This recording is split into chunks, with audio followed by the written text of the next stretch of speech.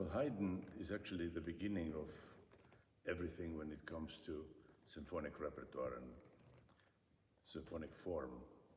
We probably should have started the whole journey from Haydn and worked our way up through Beethoven and Mozart and Schubert and so on. But it just so happened that we started with Beethoven and then after that Schumann and then Brahms. But I've always had this desire to really explore Haydn symphonies, and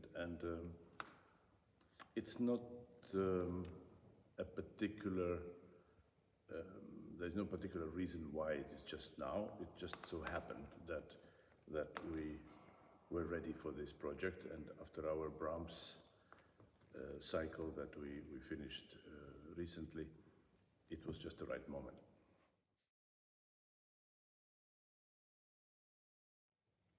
Everything is interconnected. I think that there are a lot of misunderstandings about the whole idea of classical repertoire and how the classical repertoire should be played, and what is the right or wrong way of doing it.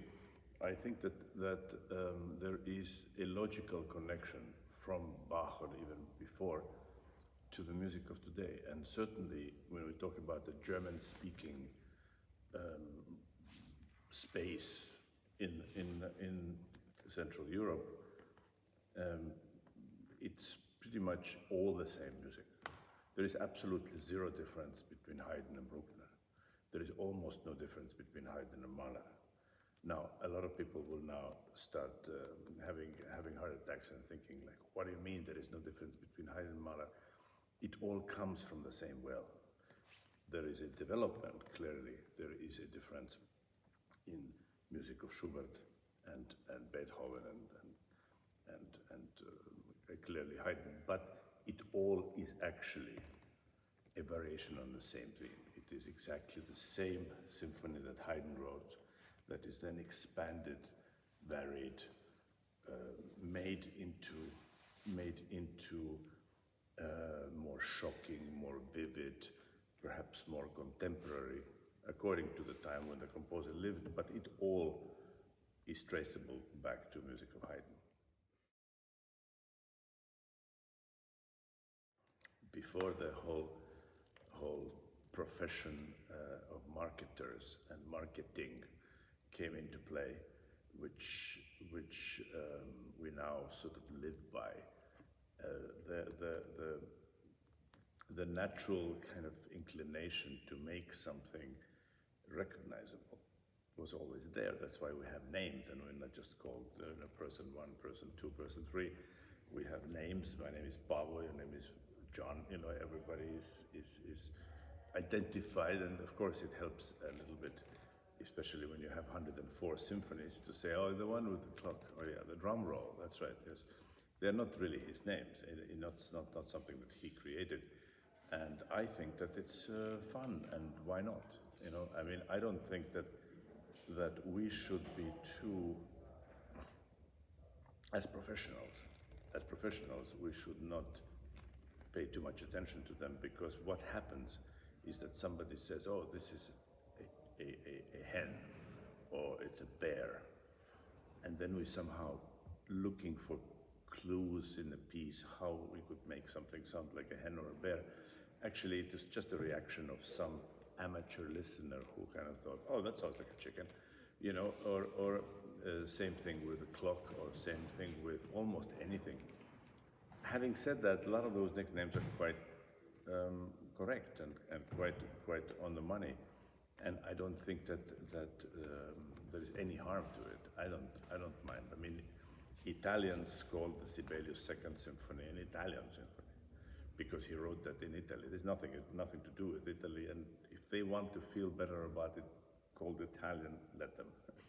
You know, that is absolutely no problem.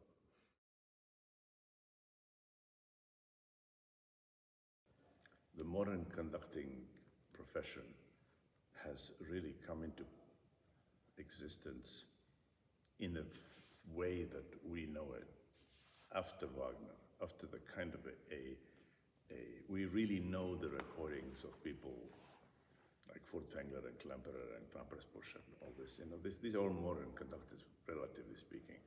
By that time, all music that was written by a German composer, a serious composer, has to be serious, and always there was a quest for profound meaning, and profound meaning is a kind of a Germanic trait which is carried over to the whole society in a way, and in a way it's very good. There is a very understandable reason for it, looking for the origins of existence, but at the same time, not everything that is serious and not everything that is profound lacks humor, and humor and depth are not mutually exclusive terms, and very often people who really wanted to show the weight and the importance of something like a slow movement of a symphony tended to overdo it and make it a little bit too soul-searching, and certainly during the Haydn time, I think that Haydn took a lot of these things much more lightly, and that doesn't mean that there is nothing profound about this music.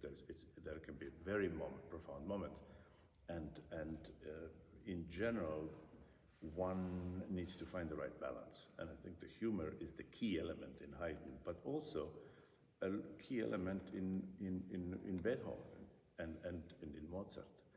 I mean, what would be a Mozart symphony without really recognizing the humor, or a Mozart opera for that matter?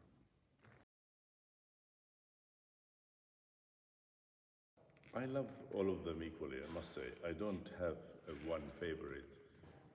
I think that some of them are clearly more successful with audiences. I'm not talking about from a point of view of the quality or the construction. It's just, it so happens that some pieces have a little bit quicker, more direct way to the listener's ear. And it is with a lot of music like that, you know. There are fantastic pieces like Fourth Symphony of Beethoven, but the Seventh is more popular, you know.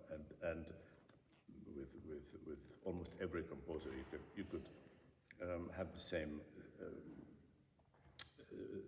process. So I think that for me, once you get to know them, you realize that there is no such thing as a general Haydn symphony. Every one of them is a gem, and every one of them is slightly different.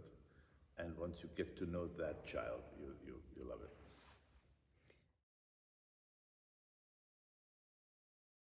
I think that we, in our business, we are planned ahead at least 3-4 years, sometimes even longer. So there are